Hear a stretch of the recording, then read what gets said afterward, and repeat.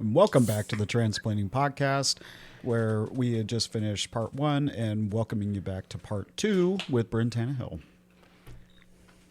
That works. Yeah. You were going to ask a question, though. Oh, yeah. I did want to ask you a question. And Sure. you mentioned that flying is, your blood type. That is in your blood.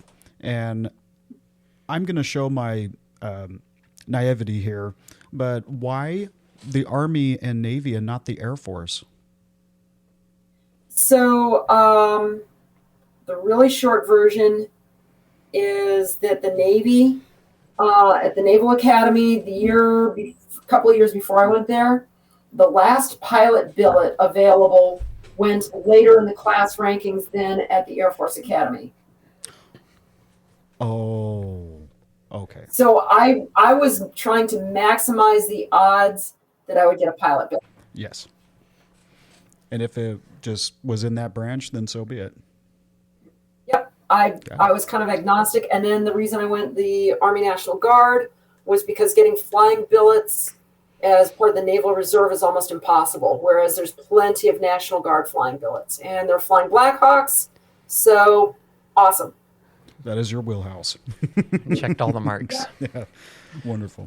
Okay, so you're back in the military now, and during this time you start, election time happens. Kind of walk us through what it's like being in the military, seeing this all come to fruition through now receiving news about being in the military. So I knew that if this administration, if Trump was elected, that I was going to get kicked out, almost nearly 100%. I tried to convince my Trumpy parents, like, if you vote for this guy and he gets elected, I'm going to get kicked out and my life is screwed. Yes. Also, you've also got a trans grandson, and if this guy gets elected and does all the things he said he's going to do, and I have every reason to believe he's going to do them, then we're going to be leaving the United States and you're never going to see your grandkids again. Way to stick it to him. I mean, but this is important. The thing is after the election and all this stuff was going down, we made it clear, hey guys, I'm done in the United States. Your kid is done. He's not coming. He's never coming back. I'm leaving with the intention of eventually getting a job in Canada and never coming back. Right. You have lost most of your family, right? You've lost my portion of the family forever, right? Yeah. Zero regrets. They're still good with their vote. So they have no understanding of why I might be feeling a little miffed at them for deciding that this is what they wanted in life, because having this person as president was more important than having contact with me or their grandchildren. I mean, the amount of messages that I received, because I did put out a post about it too, saying, hey, I'm really concerned about what the future of trans people looks like if Trump makes it into the administration. He was openly attacking the community in his rhetoric going into the election and throughout it, right? And so I put a thing out saying, hey, you have people in your life that are trans. Watch how you're voting, because this directly will affect them. And a lot of people are really scared about this. And the amount of messages I received back after that said, oh, you're overreacting. Oh, typical woman thing, right? I'm overreacting. But yeah, I'm overreacting. It's not going to be like that. You guys just you're crazy. Or other things matter more. The border matters more than you being trans. You made a choice to be trans. That's not you know. Oh yeah, that's what my dad said to me. And you know what? The way I would frame it is trans people are being pushed out of public life the way Jews are pushed out of public life in Germany. Pushed out of schools, out of universities, out of the military, out of federal service, out of medical care. The federal buildings. Media, losing their passports, having restrictions placed on their ability to use public facilities or be around the Herrenvolk. It's really kind of all from the same playbook. Yes. And this narrative that, well, other things are more important. Well, you know what? during World War II, approximately 60 million people of all kinds died, right? Yep. So, and of those 60 million, roughly 6 million-ish were Jewish. Right. So, I mean, Jews are only 10% of the story of World War II. That's not, Germany was facing other problems that were bigger than what was going to happen to Jews, right? Well, to Jewish people, that was the only thing. And to trans people, what happens to us was the only thing that mattered, because we knew that they were coming for us and what they were going to do. Everything that is happening now are things that I knew were coming. He was right? open about it. He was. And there's still some things coming that are even worse, that most people that he wrote about that were on his campaign website, that were the reason why all the way back in April of 2024, I looked at it and was like, okay, this is what the long-term plan is. This is what the final solution to the transgender question is going to be from this administration, in black and white. Time to go. And then here's the thing: we knew that this was a possibility. My wife and our kids are all Canadian, right? But we made sure that their passports were up to date. We made sure that the kids all had passports and social insurance numbers. We took care of all the paperwork during the first Trump administration. So when I'm watching the election returns in November 2024, and by 8:45 I'm in bed because I know we're fucked. Yeah.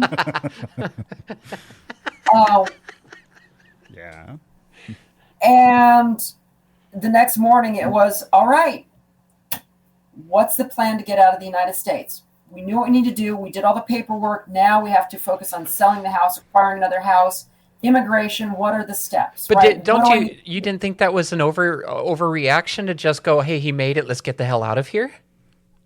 No. Part of my background is studying the run-up to the Holocaust in Germany between 28 and 39, with a particular focus on 33 to 35, 36. Okay. So I knew exactly what this was back in and I've written about fascism since I was in high school, right? And it's been a particular focus of mine in graduate school. And since then, and back in 2016, I created a list of things that the Nazis did to make it difficult for Jews to exist in Germany, right? And the only one that we are really not seeing in the United States now is they aren't at the point of confiscating property of trans people. The other 18 things are either happening or about to happen, right? And this is before they reached the Wannsee conference and the final solution. This is just the stuff they did to make life wretched enough that they wanted to leave. The other thing is I knew this was fascism back in starting around late July 2016, when Trump in one of his speeches says, one nation, saluting one flag, under one God, with one people, right? Or under one God, right? And I'm like, oh, ein Rot, ein Reich, ein Volk, ein Gott, ein Vierchach. You know, the national motto that was pretty good. Of Germany. Wow, this is fascism. Shit. Right. And that was the national motto of Germany between 33 and 45.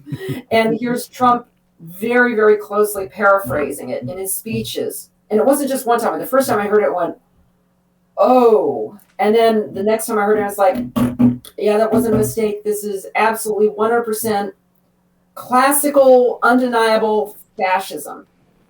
And you asked whether or not I thought this was an overreaction. The answer is no. There's, the way I described it back at the time during the first administration was always reminding myself, the ones who got out early were the ones who survived, right? The ones who worked to get out early, right? Immigration got cracked down. It was the people and literally the Nazi government worked with Jewish organizations to help liquidate their assets and get them to Palestine, right? So that they would liquidate them in Germany, go through a Swiss account, and end up in a British account, right? And you had like national Jewish organizations collaborating with the Nazi government to make this happen until Britain shut down immigration to Palestine, and the German government said, we're not going to help you anymore, right? Damn. So getting out early is the key.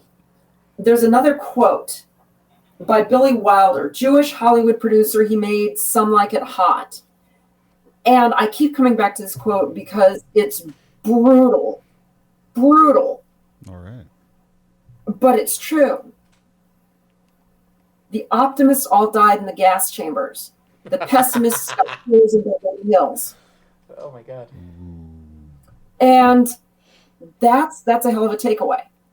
But it's true. And I'm a pessimist. But I've also been right.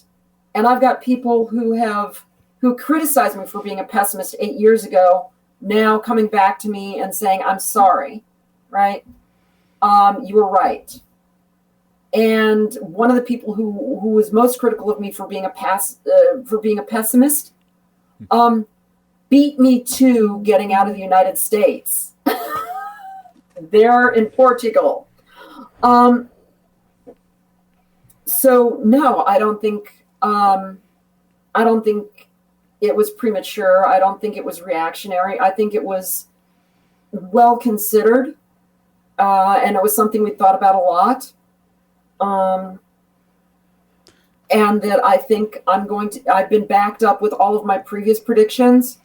And I think that my last prediction of what happens after I'm gone is probably going to be true. And here's the thing is I'm not going to say who did it, but I will say that in my conversations with a well-known Democratic lawmaker, if I said the name, you'd know it, agrees with me that this is where they want to go. And where they want to go is in Trump's Agenda 47 website. He said that he's going to have the FDA investigate, and we know we can get a fine,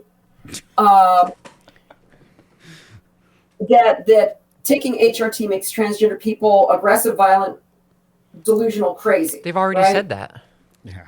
And they've already said that. But it also says that under the section on homeless people, that they're going to institutionalize everybody who's deluded, violent, dangerous, aggressive, and crazy. Just the one.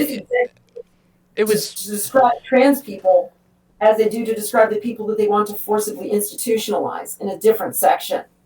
But they go together. It's not an A to B to C. It's an A to B kind of logical leap. And yes, I had a Democratic lawmaker whose name you would know. Bring it up with me and we agreed with it. And that this is where the GOP wants to go.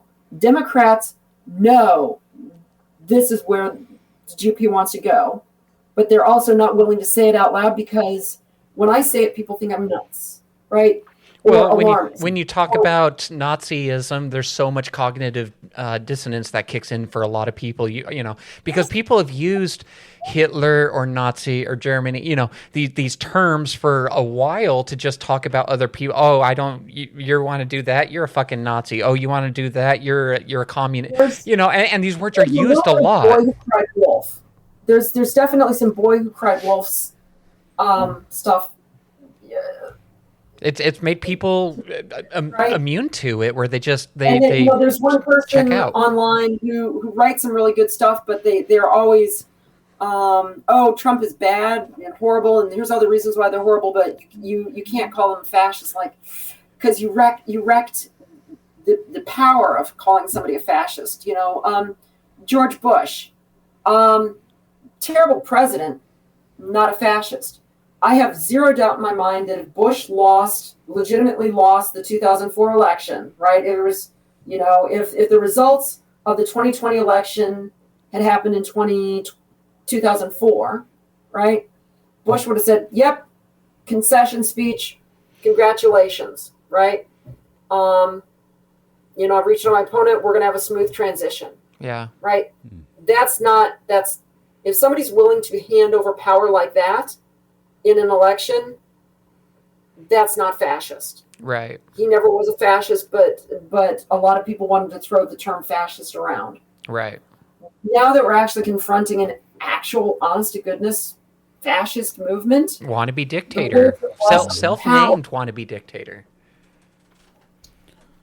But from a trans person's perspective and from a run-up to the Holocaust perspective, what we are seeing has very, very clear analogies, and I'd recommend and parallels. And I would suggest that anyone who's interested in looking at these parallels or doesn't want to believe them, go to Dame Magazine online, right? Look up my name, and find one of my most recent articles where I go through, I think, 13 different parallels that are undeniable. Can you send me the link for that? I can do that. Because if you'll do that, I'll make sure to post it in the notes for the show so people can just go into the notes and do that. Yeah, the description. Yeah. Yeah.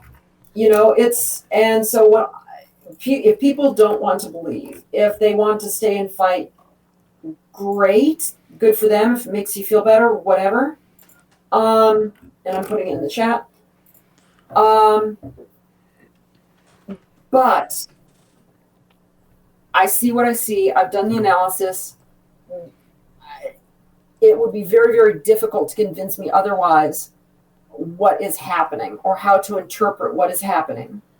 Would it be fair to say that you are seeing history repeat itself? There's, I believe it was Mark Twain who said, history doesn't repeat itself, but it does rhyme. All right. And it's rhyming in perfect couplet pentameter at the moment. Oh. Sorry, I'm pulling this back full screen.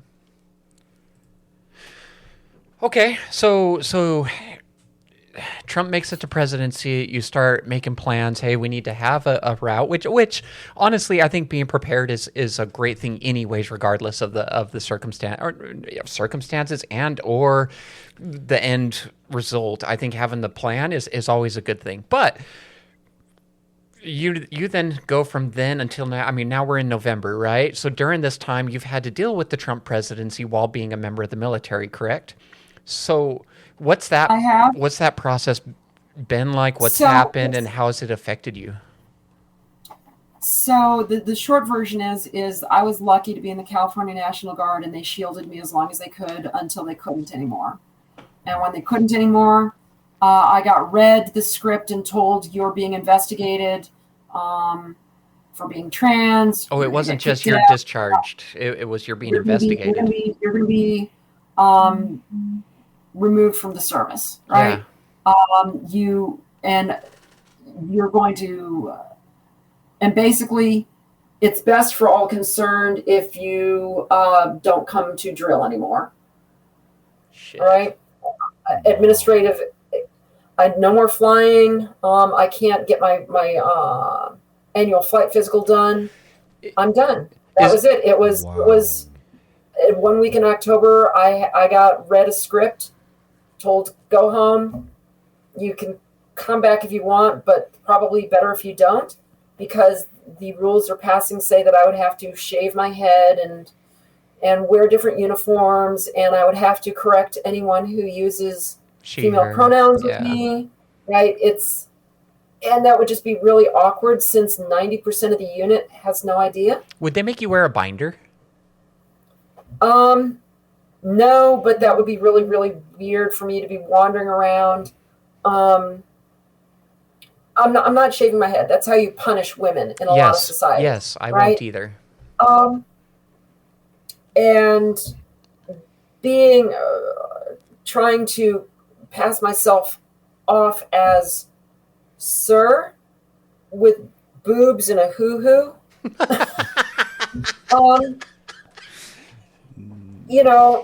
I just, after they've known me as nothing but female, and after I'm not going to start, are either of you fans of the Venture Brothers? I don't know what that is. Oh, I'm confusing that with Adventure Time. No, Venture Venture Brothers. No. Okay. There's a character there's a character in it called Dr. Girlfriend, and she dresses like Jackie O. And she's one of the super villains, and she's one of the main characters. It's an ensemble cast, but it's the main character. And she looks very cute and very petite, and she wears little Jackie O outfits, and she talks like a New Jersey trucker, right? And it turns out she's not trans. The character is canonically not trans. But what am I supposed to do? Shave my, what am I supposed to do? Do like my best Dr. Girlfriend impression at the unit? It's so really no thank you, and I'm being kicked out with I'm not going to end up with benefits, retirement, no 9/11 benefits, no medical benefits, not even a thank you for playing check. It's just thank you for 30 years of your life devoted to national defense. You're now considered a threat to national security. Goodbye. Ew! After everything, don't let the door hit on the way out. After everything that you have done for the military, that is what you received. My mind just melted, and I deeply sympathize. The holy shit. The threat to national security is the one that hits me. Like, are you kidding me? That's gross. The discharge code that they're using for transgender service members is in the interest of national security, right? It's Juliet Delta Kilo or Juliet Kilo Delta. And that's what's going to go on our discharge paperwork.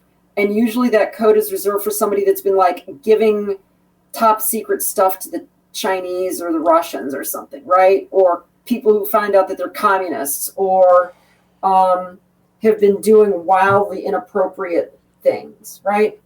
But it basically means that for most of these transgender service members, it's going to be really hard for them to hold a security clearance going forward, right? So normally when people get out of the service, if they want a nice cushy job, they jump over to defense industry. Mm-hmm. That's probably not on the table for all these people, these 4,500 people that are getting kicked out. My record's labeled Whiskey Tango Foxtrot. Oh my God. I mean, but that. but that's a really shitty situation. You have these people that have gone the distance to be able to meet these different regulations. They've put years of their life on the line. And for some, I mean, for a lot of them, there's, bills that they're thinking about. There's families they think about. And a lot of them have this deep pride in their country. And they want to serve their country and they want to do this. But then to turn around and get that thrown at them that, hey, by the way, we fuck you and you're a national threat. That's hard. So, and it goes beyond me. It doesn't just affect me. I have a spouse. I've got 3 kids, right? So that means our financial future is a lot worse. But the other thing too is for the past 2 years, I've been transiting between Virginia and Sacramento, right? I've been spending about half my time away from my family so that I could fly, so that I could support California, support my country, support my unit. Right. And all that time away from my family, just out the window, that I've missed with my youngest, our last kid that we have at home, mm-hmm. that I'll never get back. Yeah. That's all gone. And now and I'll never get back. Right. Yeah. I've missed, and this year is the worst. I've been gone 75-80% of the time, either for dealing with guard stuff or trying to do the things necessary to rebuild my life such that I can get a job in Canada. So when I get permit.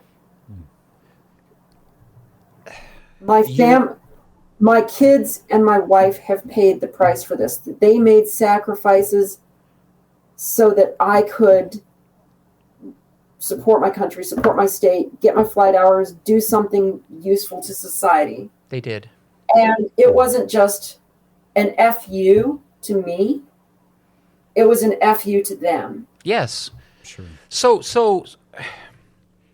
You went through years of your life working to get back into the military. It was something you wanted to do, you believed deeply in, and you fought tooth and nail to get there. You wrote documents and you worked in jobs that you necessarily didn't want to do. You did all of this thing and fought for years to get back into the military. Yes. And then it was fuck you. So do you regret putting that time in to do it? So, no, and I'll tell you why, but it makes sense. It makes sense. Now that I'm in Canada, my security clearances and my defense experience are worth nothing here, right? Unless maybe I latched onto some sort of job in Ottawa, in the capital, or maybe Toronto. There's a few places there, but probably something like Ottawa, Montreal. But then again, I'm not Canadian, so getting a job here is almost impossible. And and my expertise is U.S. military, not Canadian military policy. So not worth a lot, right? But if I hadn't gotten back in, if I hadn't gotten those flight hours, right, with the Guard, if I hadn't used the Guard to leverage it to get firefighting experience with another helicopter company, then I wouldn't have enough flight hours. I wouldn't have a resume that could land me a flying job in Canada. And let's just assume that in this revisionist history that I never got back into the Guard, but Trump still got his second term. We'd still be bailing out of the United States, but I would have no job prospects in Canada. I wouldn't have the flight hours. I wouldn't have the recent flying experience. I wouldn't have the medevac experience, the firefighting experience, or the air ambulance experience that I'm going to be getting in the near future, right? So the situation is horrible, and I wish it was anything but I don't regret it because all those years and years of effort opened the doors up for me to maybe salvage my life and have a soft landing here. Yeah. So assuming that in whatever alternate universe where I didn't get back in, Trump is still president, yes, it was still worth it because I would be distinctly worse off if I hadn't done this. That makes sense. Yeah, it does make sense. And that's just a tangible sense. And the other sense is 48-year-old trans person who hasn't been in a Black Hawk cockpit, right? I had to prove something to myself that I still had it. Mm-hmm. And if you've read the document I sent to you about my time in the Guard, that was kind of how I concluded, was that a lot of this was proving to myself that I still belonged. Yes. That I always had the right stuff. That I always was meant to be a pilot. Yeah. That I still could hack it. Yeah. And in the end, I could still hack it. I love that. I love that you proved it to yourself. I mean, that's not an easy thing. It's not an easy thing to turn around and go, hey, it's all this time later, and I want to show that I'm still as good as I was. But for you to turn around, as good as I was, but I still got it. You proved it to a point that you were proud of yourself, and that's something. That's I mean, I'd say something to be proud of, but you just said you were proud of it. So, I mean, but it's something, and I think that's an admirable quality that you have. I read it in the timeline that you sent me that when you want something, you won't quit until you get it. You're so determined and headstrong that you are going to get it, and I think that's an admirable quality. Not an admiral. We're not admiral quality. It might be an admiral quality. I don't know. Not me. But I mean, you went and did it though, and I think that's a really, really good thing. If there is another trans person that they know they're trans, but they haven't came out and they do want to serve in the military, would you recommend they still serve and just shut up about it? I'd recommend that they look for opportunities to serve in the Royal Canadian services or the Australian Defence Forces. All right. Fair enough. and earn their citizenship elsewhere. That's fair. Yeah. That's actually a really good answer. That's a good answer because, I mean, the argument's going to be that, yeah, if you shut up about it and go join the military, you're still not being true to yourself. And so there's a lot of delays and other problems that are caused from it. So I think, I don't know, be yourself and go be what you want to be. That's also a good thing. The kind of people that join the military because they believe in something, right now, I think it would be hard for any trans person to feel good about what they're putting their lives into. That's fair. Right? You are spending your life to, if you were a trans person hiding who you were to support a regime that hates who you are, that you can only exist by hiding, right? And hurting yourself and hurting the people around you who have to live with you when you're miserable because you're dealing with untreated gender dysphoria. Why are you spending your life in support of an institution that hates you enough that it's talked openly about eradicating you? Spend your life doing something and supporting something you can be proud of. I love that. I do too. I like that a lot. Mm-hmm. So you needed more hours in order to make it up to Canada and to be able to be available to fly up there. You ended up going and be able to have enough flight hours to qualify for jobs. Right. Yeah. So you went ahead and started moonlighting on the side with another company, and you were fighting wildfires. Can you talk us through what that's like? Oh gosh, it's really different. So we were flying buckets, right? So there's two ways to deliver water to fires in a Hawk, right? You can either have these conformal tanks that are inside or under the helicopter, but essentially the water is co-located with the helicopter, right? Right. And you suck it up with a tube and it goes in a tank that's either strapped to the helicopter or inside the helicopter cabin. And then you fly over the fire and the water comes out, gets pumped out. Or the other option is you have a bucket, you dip it, it fills up, or it has a pump that pulls it, and the bucket hangs 150 to 175 feet below the helicopter. You fly the helicopter to the fire, you drop it on the fire. That's the really simple explanation.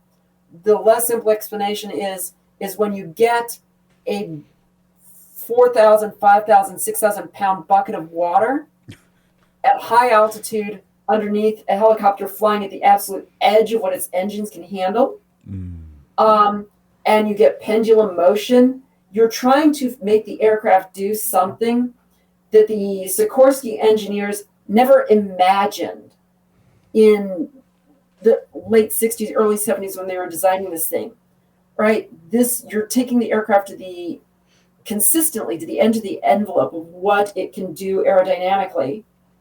And that bucket, as it swings, right, at the end of that long line, is just dragging you through the sky, right? And it stops flying like a Black Hawk and it flies like something else entirely. And the inputs that you would normally use to control the helicopter don't work. In some cases, make the swing worse. So you have to relearn to fly the helicopter when you've got a full bucket underneath you. So what was that like the first time you did it? Oh God. It was like a monkey with a football.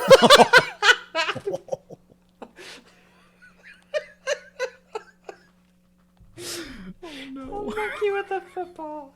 The image in my head is adorable. It was humbling. It was humbling. I'm just like, oh. It was not comfortable. It was like I felt like such. I'm like, I'm a pretty good pilot. I got just under 2,000 hours now. You know, I can do this. I've flown some crazy shit. And it's like, no, it was humbling. It was humbling. And it took me a couple of flights before I could just figure out how to fly straight and level with the damn bucket on. So you have a co-pilot in these helicopters that you're flying with the bucket. I was supporting the pilots with a lot more experience than me, right? So I was the second in command. So were you controlling the direction and all of that of the helicopter? So I was generally when the bucket was empty, I was generally flying, And some of the pilots would let me fly when the bucket was full, going between where we picked the water up and where we dropped it. When you're actually picking it up and dropping it, you need the person on the left looking at the bubble. Like there's a bubble canopy so that you can stick your head out of the helicopter and look down and back at the bucket underneath you, right? And I didn't have that on the right-hand side, so I couldn't do that. So they were flying that, and I was getting experience flying between the pickup point and the drop-off point. So it's the first time that you're going to fly with a loaded bucket. You have an experienced pilot there with you. Are they just laughing while they watch you try to fly this thing straight? Oh yeah, it's for them. It's pretty funny. It's also a little bit hairy because you're watching you have the ball, which indicates whether or not the aircraft is in trim, and you're watching as I'm fighting the ball sticks out over here. And it feels like you're flying sideways through the air, and you're just kind of like, the buckets.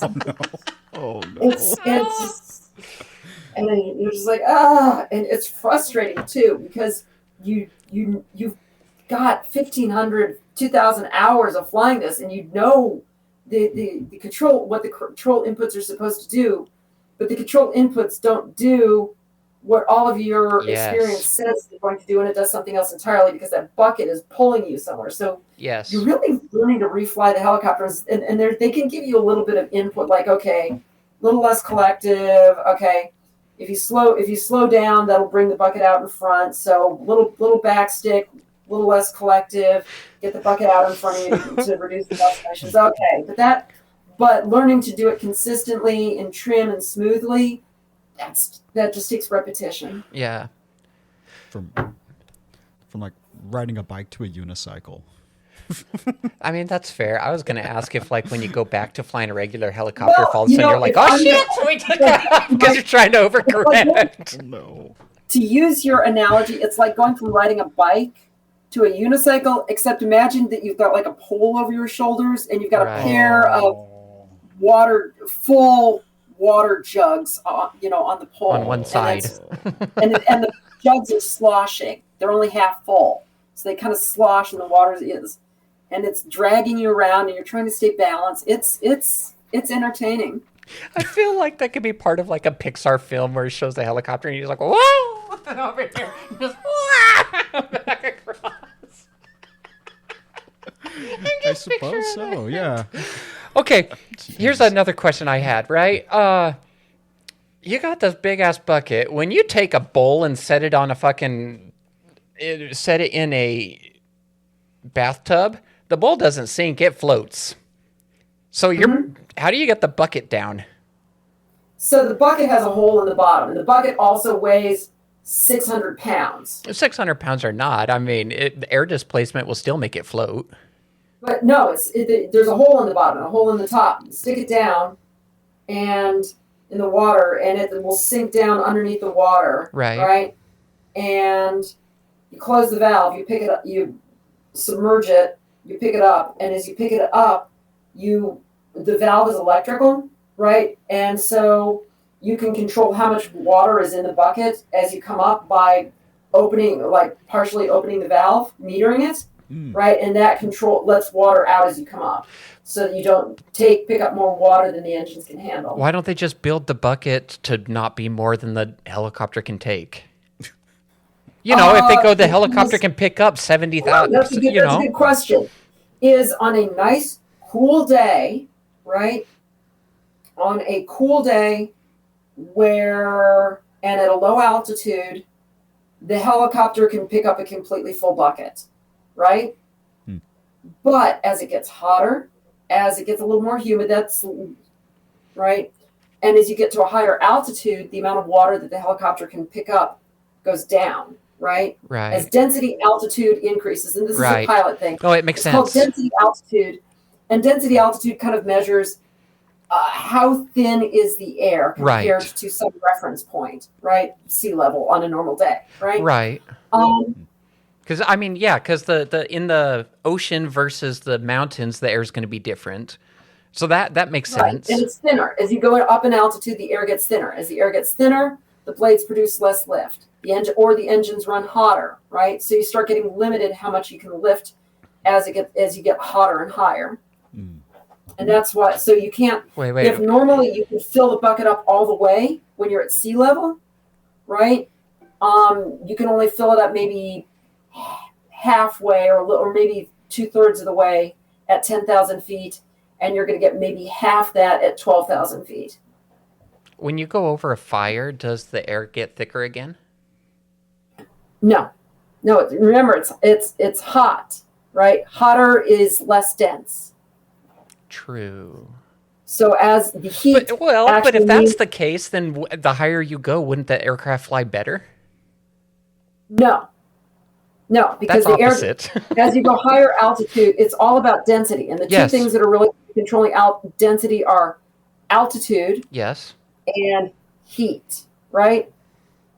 I mean, but the air is denser on the ocean level than it is up in the mountain. Right. Right. And when the air is denser, your engines are more effective and your rotors are more effective. Right. So ocean level should be more. Ocean level should be easier to fly a helicopter at than up in the mountains. Because of that. You can lift more. You can use higher angle of bank because your rotors get less effective, which means, you basically can go all the way to the maximum angle of bank at sea level on a normal day, whereas you might get 30 degrees angle of bank, right? I made the connection. I know. Yeah. I follow. It took me a minute. I made the connection. I'm good. Well, the air gets thinner because of the heat, but it's not thinner because it's warmer like the ocean would be. It's thinner because you're higher in the air, and so you're thinning the thinned air. Well, no, it's two factors. It's kind of Boyle's law kind of thing, except you've got altitude in there. But yeah, so generally, if air is hotter, it's thinner. If you're at a higher altitude, it's thinner. That is a lot of science that I don't understand. I quit. All I know is that's our episode, folks. Yeah, all I know is that altitude can affect the way something bakes. Like, that's what I'm more familiar with. Cooking and baking, a little more familiar. So I'm like, well, yeah, altitude affects the way something bakes. I go up on the mountain and bake icicles, so. No, it's that's just pilot stuff. Stuff that you have to keep in mind.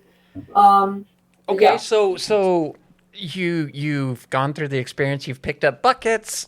You haul to wherever you're going. What's it like when you're at the fire?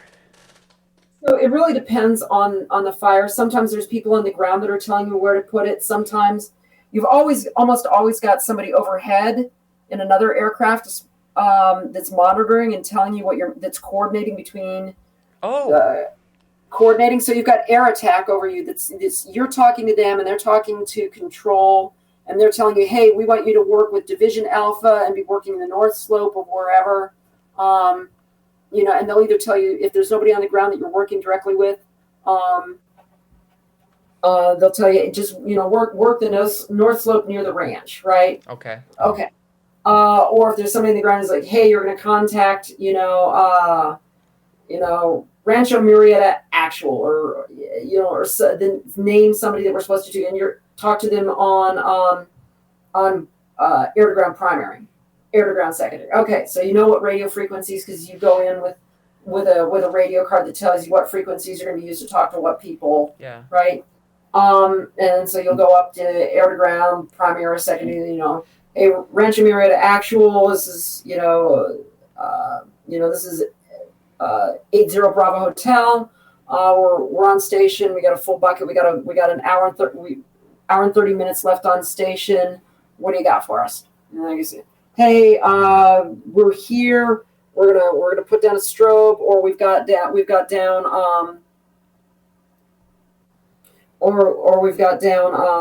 markers. We'll try and guide you in. We'll come in, do a high pass. We'll find the guy, and then once we see the person, the pilot at the controls, not me, is going to follow their directions, to come over, and they're going to either lay down a line of water sometimes, right? Or they're going to want to lay down, or we're going to do a spot drop. We got to make sure that there's nobody on the ground, because literally the 4, 5, 6,000 pounds of water dropped from an altitude of 100 feet on a person will pile drive them. And if you're too low in altitude, it will kill them.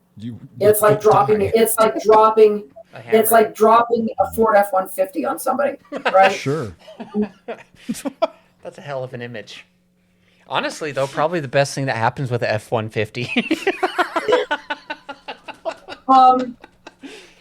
Just to say, if Ford wanted to and if you don't promote us, I would totally drive. Oh my God. You can have so then you're going to coordinate your drop. Then you got to make sure you got the winds right.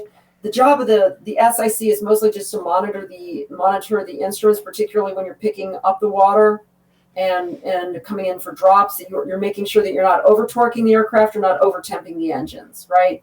Because if you do that, you'll hit limiting, and what happens is the rotors will stop spinning as fast as they're supposed to, which is called rotor droop. And the blades get less efficient when they're not spinning at the speed they're supposed to be spinning at. And that's when you start falling out of the sky. And as you're falling out of the sky, the instinct is to pull more collective, which creates more blade pitch, which causes worse rotor droop, and you get into the cycle where now you're just... This makes it sound like you've been through that experience. So my job during picking up the water and dropping the water is primarily just to make sure that we were not drooping the rotors and that we were not reaching critical engine temperatures or critical torques. And watching for obstacles. Can you tell the story about the engine that you wrote in the second story? Oh yeah, so that was one of my more interesting moments. We're at like 11,500 feet, really rugged mountainous terrain. Just about all of it was this summer. Right. And this fire is big, and it's one of our first days there. And there's just walls of smoke. Usually the way it would work is the fire is going to be on one side of the aircraft, right? And the other side can see out. So usually the pilot at the controls, the left pilot's going to have some clear air, but a lot of times I can't see anything but just walls of smoke in front of me. We're not actually in the smoke, but you can smell it. But it's just a towering pillar of grayish yellow, right? And you can't see through it, even though we're not in it. And you can't see into the ground either. And we're doing loops with this little dip site, and it's just back and forth, and and it's high altitude, it's hot, it's July, and I see out of the corner of my eye a light on the master caution panel. Eyes go to, I'm like, I got a engine fire light, and I'm like, this is pucker factor because we got a full bucket. There's nowhere to land. We're so heavy that if we have an actual engine fire or that engine conks on us, we're going to have to get rid of water very quickly. We're going to have to escape down the mountain to pick up airspeed, and we're going to have to consider jettisoning the bucket. And we're also, if we're on fire, going to have to find a landing spot really, really quickly, right? Right. So these things, these are things that you have to think about with every pass is exactly, okay, what are we going to do if this happens? And it happened this fast. I got a firelight. Look up here in the T handles. It's on the number 2. Looking for secondaries. I'm checking engine instruments to see if I'm getting fluctuations in engine oil pressure, engine temperature, engine torque, anything. Right. I don't have any secondaries on the instrument panel. Pilot says, check for secondaries outside. I look outside, and I'm trying to look back, and it's all smoke out there, but I don't see anything that looks like us. But the floor was clean. I'm sorry.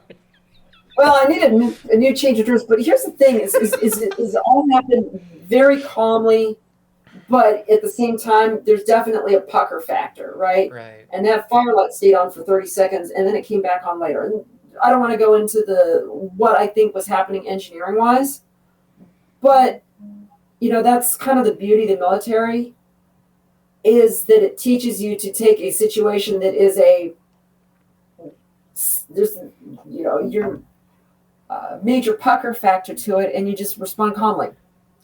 Firelight. Number 2, no secondaries on the engine instruments. Like just that, and you're trying to be that calm, right? And yeah. And you're already thinking as well, if you see secondaries, what are we gonna do? Well, we're gonna pull the T hand, we're gonna pull the PCL, we're gonna pull the T handle, we're gonna blow the fire extinguishers. Pilot's gonna be probably trying to scream down the mountain, and we're gonna be jettisoning the bucket, probably. But we're gonna probably try and come down the mountain and see if we can get to denser air, if we can get enough airspeed that we don't need as much torque, and maybe we can save the bucket, because the bucket's worth almost as much as the damn helicopter. Damn. Wow. I mean, that's a lot. Oh, the thing just went back on my chair.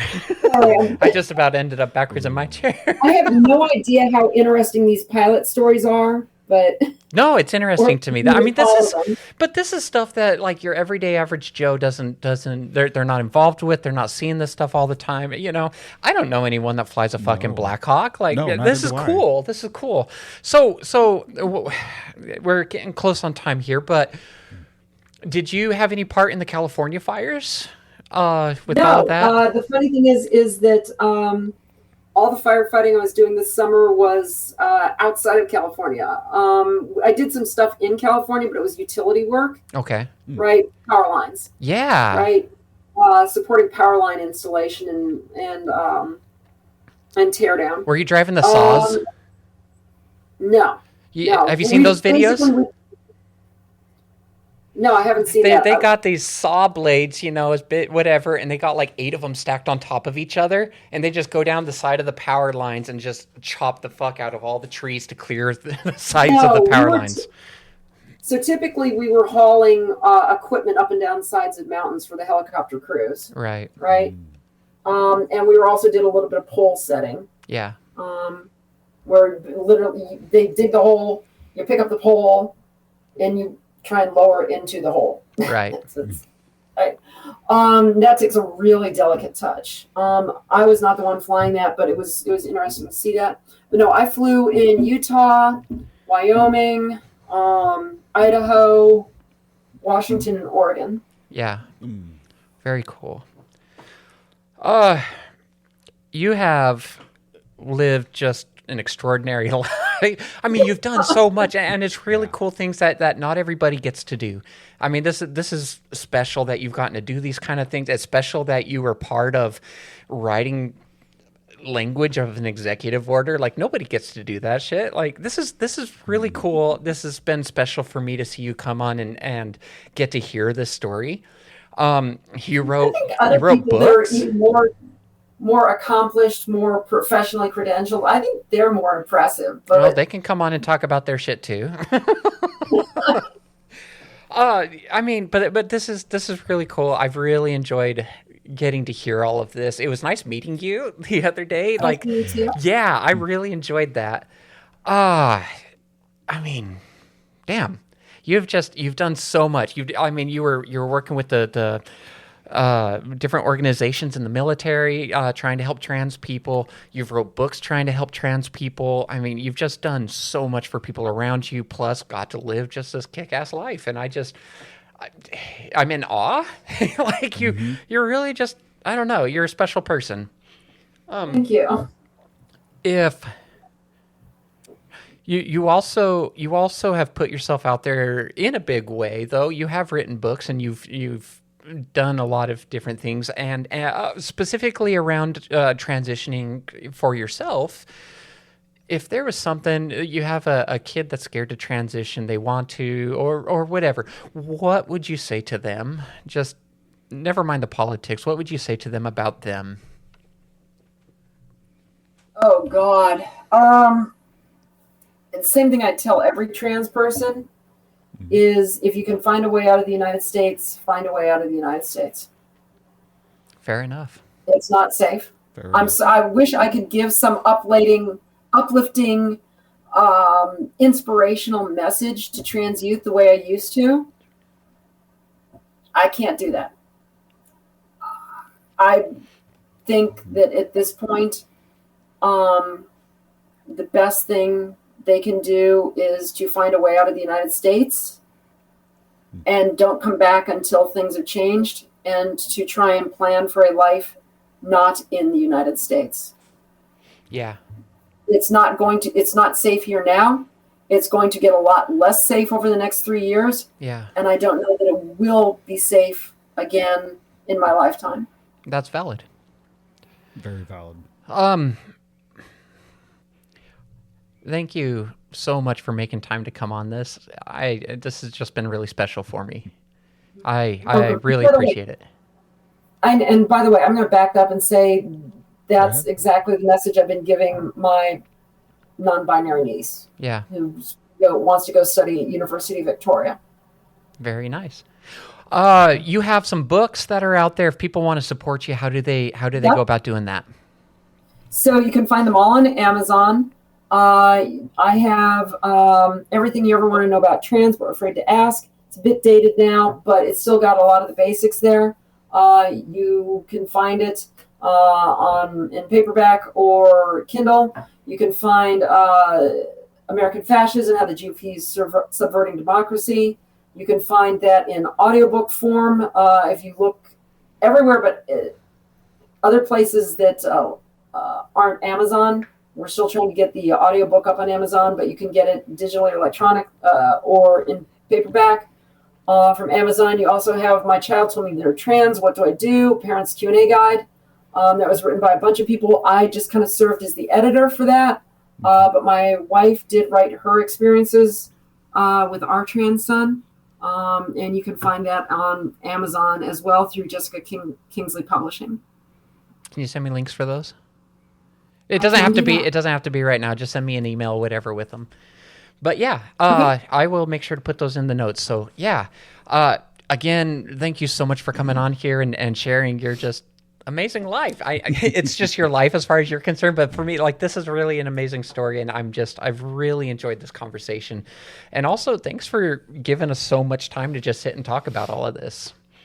So you're very welcome. One other thing is if you're hurting for video footage, I can give you a link to the Google, to the Box folder where I have a bunch of flying footage. I would love to share some of that. That would be a great little addition to throw in there. Yeah. Bear's little face right here. Yeah. You're such a noob. I fucking love it. Bear, you want to close this out? Yeah. Yeah, and I will thank you too, Brynn. Like, you're a fantastic, storyteller, and you got a lot of impressive accolades. I'm a fan. Thank you. Yeah, and thanks for having me on. I appreciate it. I have not said anything in the past 2 years about this, so I've kept my head down, and this is first time I've really kind of told my story on camera. We really appreciate it. Yeah, we thoroughly appreciate it, and I'm happy that you were comfortable enough to come talk to us about your journey and your stories. That is special. It was all special, and I will say, thank you for your service. Yes. Thank you for your service. Yes. And just, God, like what Daphne said, you are an impressive person. You just are. And I want to thank you and thank all of our viewers, today for joining us for this episode. And, you can find us on, Facebook and Instagram and TikTok, YouTube, Spotify, all the socials. And if you yourself would like to be, a guest on the podcast, the contact is Daphne@transplantingpodcast.com, or you could just go to our website, transplantingpodcast.com, drop us a line, and yeah, I'm so happy about this episode, and thanks for joining us for our 2-part episode. And as always, welcome to the family.